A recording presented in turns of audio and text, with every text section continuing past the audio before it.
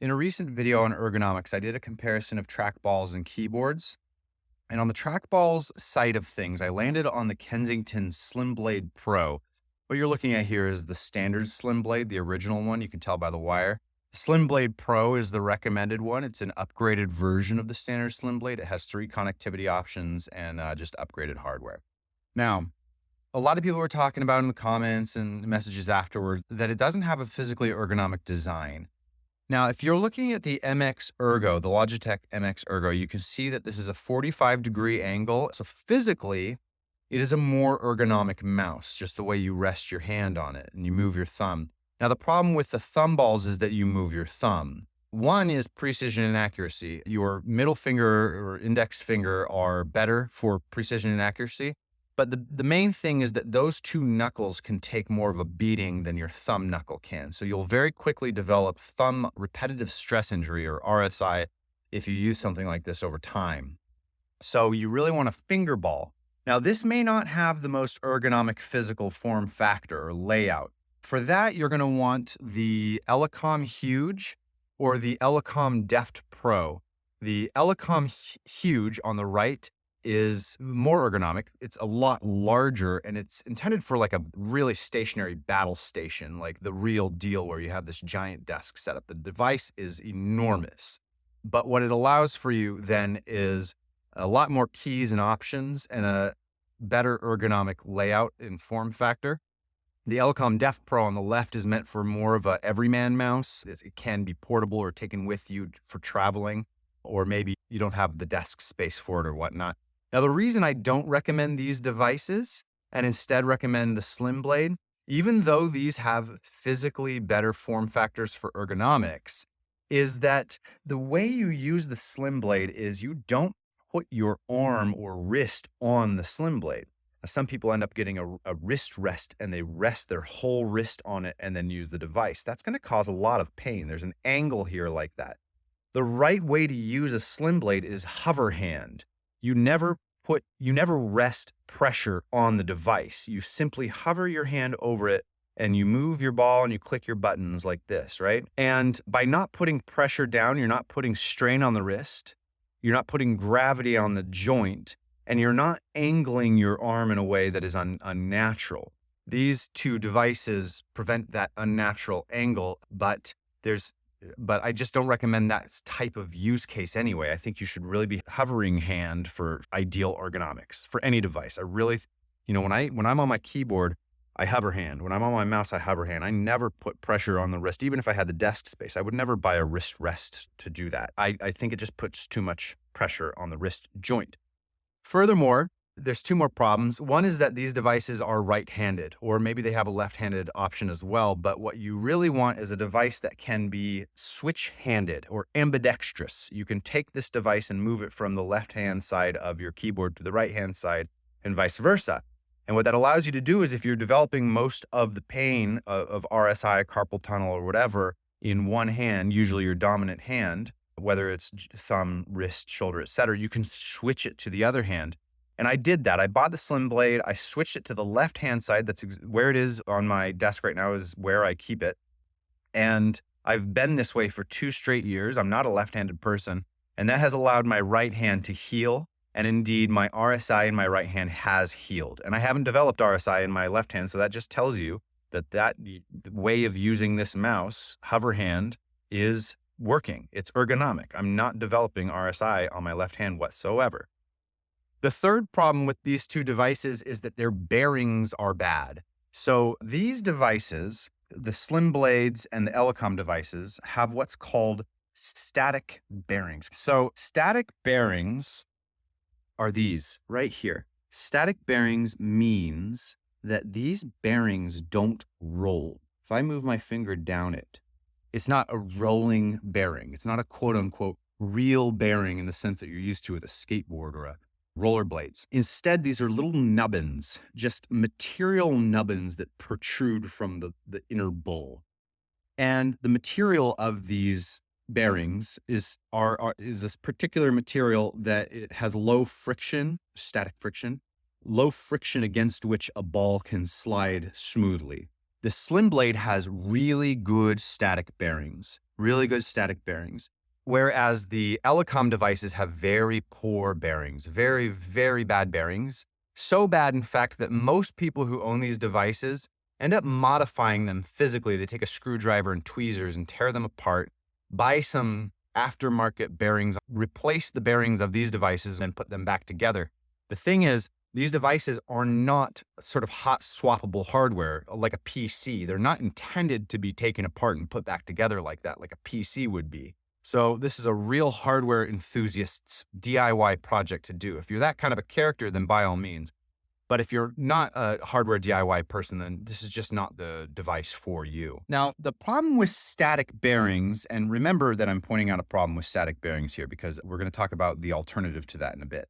The problem with static bearings is the more you use this, so over time, let's say over the course of 5 to 8 hours of the day, you start to develop gunk around the bearing. You see that one on the right-hand side? There's some white sort of gunk surrounding that bearing. What you do multiple times per day usually is you take like a microfiber cloth and you clean out the gunk.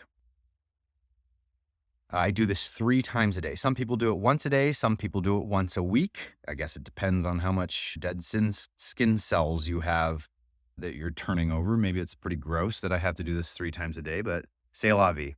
You don't have to clean those sensor glass front plates. You don't have to clean anything else in the bowl. You only have to clean those static bearings, and you do that anywhere between 3 times a day and 1 time a week. And when you do that, the moment you do that, your ball will gain smoothness. It will be more smooth and fluid and accurate and precise. So as gunk builds up in the static bearings, you lose precision and accuracy by way of something called stiction. Static friction, stiction. Stiction means the ball sticks against the static bearing and it doesn't move very accurate. And what happens usually, it kind of creates these jerky motions like hops. The mouse sort of hops from one location to the next on the screen, and you can't throw it really smoothly and maintain momentum from the acceleration. Now, it sounds like I'm saying this is absolutely terrible stuff. Like that, I'm exaggerating the experience. Like, this is very smooth. It's always smooth. Even when it starts to build stiction by way of gunk against the static bearings, most people wouldn't notice. Only I notice because I live in this thing. But that's the downside of static bearings. Now, the alternative to static bearings are these devices, the L-Track and the GameBall. These guys have what's called dynamic bearings. Dynamic bearings are real bearings, quote unquote. They roll, okay? And so when you roll the ball in the chassis, the bearing rolls along with it, and that gives you double the roll. It's really smooth and really fluid. And that increases accuracy and precision of the mouse pointer, which is super important for gaming, hence the name GameBall. So this device, the kind of the point of this video, compare this against the SlimBlade. This device is going to be more accurate, more smooth, more precise, more fluid. And it's not just because of the dynamic bearings. Dynamic bearings meaning sort of real bearings. The material used here is usually steel or ceramic. So I believe these are ceramic bearings. They may be steel bearings. That double, the rolling bearing and the rolling ball creates a double roll, which gives you a lot of fluidity and smoothness. That's not the only reason that this is more precise. It also has a 1,000 hertz polling refresh rate by comparison to, I think, is 250 in the SlimBlade. So, the polling rate is the amount of times per second that the sensor is picking up changes in the ball motion.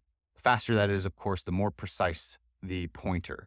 Same as the L-Track, X Keys L-Track. These both have very high polling rate.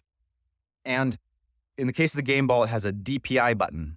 So you can increase or decrease the DPI of the device itself. So between the refresh polling rate and the dynamic bearings of this device and the DPI, you're going to get significantly more precision and accuracy, fluidity, smoothness on this device than you are with any of the sort of popular alternatives. Okay, well, that sounds like this guy's the winner then, right? Well, not necessarily so. Hold your horses. Let's talk about the form factor of this. It's very similar again to the L-Track. These two I kind of consider to be in a category, these two devices. And that is that this does sort of beg for downward wrist pressure on the base of the mouse itself. And the reason for that being that the buttons are on the side.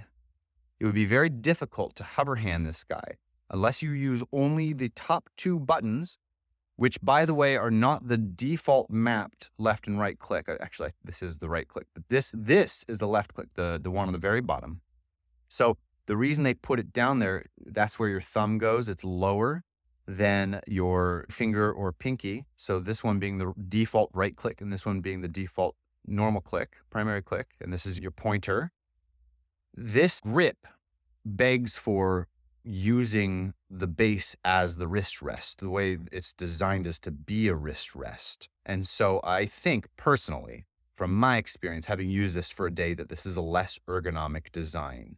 It's going to cause a little bit of that wrist pain, potentially RSI, or not alleviate it. Still, it's going to be better than a standard mouse. That kind of repetitive motion, repetitive stress injury, this is going to be better than that because the motion, the primary motion, is going to be in your middle finger or index finger. But I would posit that it is not as ergonomic, potentially, as the SlimBlade. Personally, I think the SlimBlade is more ergonomic. The other reason I am going to stay with the SlimBlade as my daily driver is thus. See this ball? Note the size of the ball. Now, I remember reading online, people really want a big ball for their fingerball mice. I never understood it until I owned this guy. Let's take it out. Look at it in my palm. Look at that grip. I can fully, it's like a bullet, right? Okay.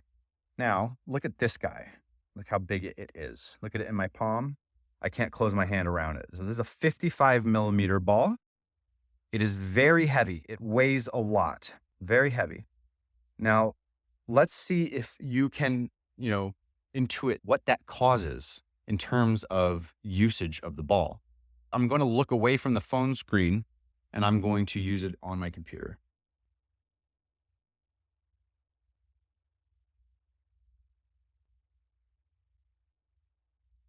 Do you notice that? Do you notice how it bounces up and down? Now, I'm going to do the same over here.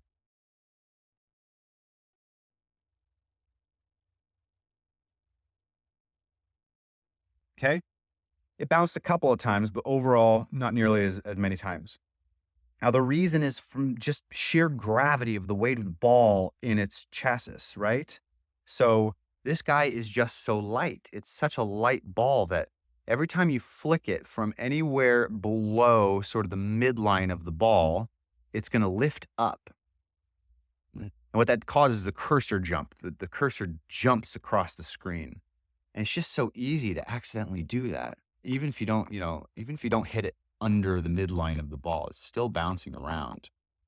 Now, my hunch is that the sort of use case of this ball, because this is a very popular mouse, especially among gamers who are trackball lovers, very popular.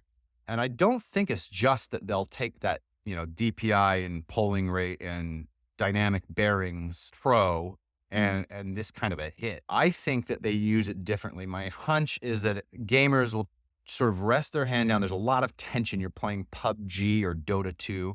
There's a lot of stress in your body and you're pushing down anyway. So my hunch is, you know what I mean? Like really pushing that thumb, that finger ball down hard.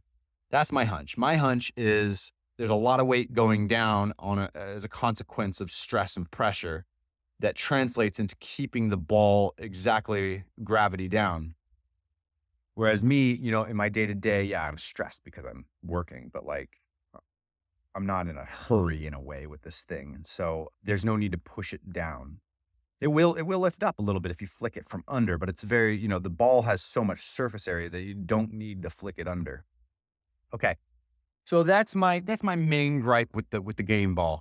If it weren't for the bouncy ball, I think I would cope with the form factor compared to the SlimBlade.